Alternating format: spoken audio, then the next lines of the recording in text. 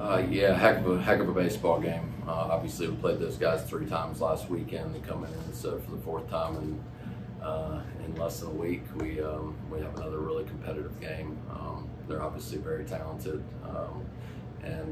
yeah, there's a few things you'd like to have back in the game. I thought our guys really competed. We had some guys get up in some pretty interesting situations.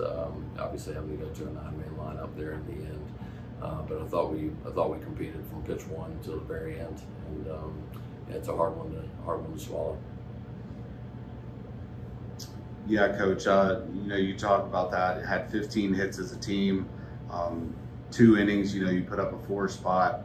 What was the talk like in the dugout going into that top of the 9th? It's the same as it has been all year. I think when you have the leadership that we have, with those. We've got some guys who, made a really, really important decision to come back here for this season to go out and, again, lead this program better than they found it, but more specifically to pursue a championship. So I think when those guys are faced with adversity, they just keep competing. So it was no different than any other year. Even after we gave up a 2-run homer to tie it in the 9th, we still came back, and the talk in the dugout and the characteristics of our team that didn't waver at all. Yeah, it looks like you guys had a lot of energy in the dugout. How have you seen the culture develop over the year? And you talk about that resiliency that you guys have. What has it meant like to coach a group like that this year? It's really special. Our kind of deal from the very beginning is just about the work each and every day, and they haven't wavered from that. Each and every day we walk out, whether it's practice or whether it's pop-up communication or whether it's batting practice or a game like this, they've just given their all to it. We've got a sign that's pretty synonymous with our athletic department. Today I give my all for Appalachian State, and that's really been our sole focus, is just to make sure that each day, whether we win, whether we lose, we have good practice, we have bad practice, we flush it at midnight, and we have an opportunity the next day to come back and give our all again.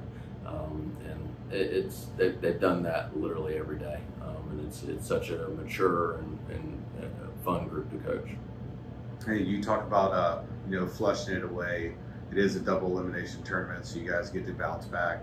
How do you expect your team to respond? What's your message going into that elimination game?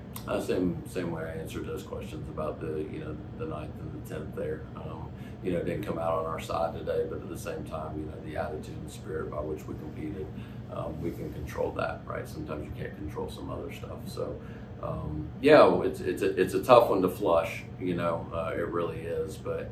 In perspective, we're in the double limb, and somebody's got to beat us again before we go home. So those guys are going to go lay it on the line, and I know we're going to play against a really good team.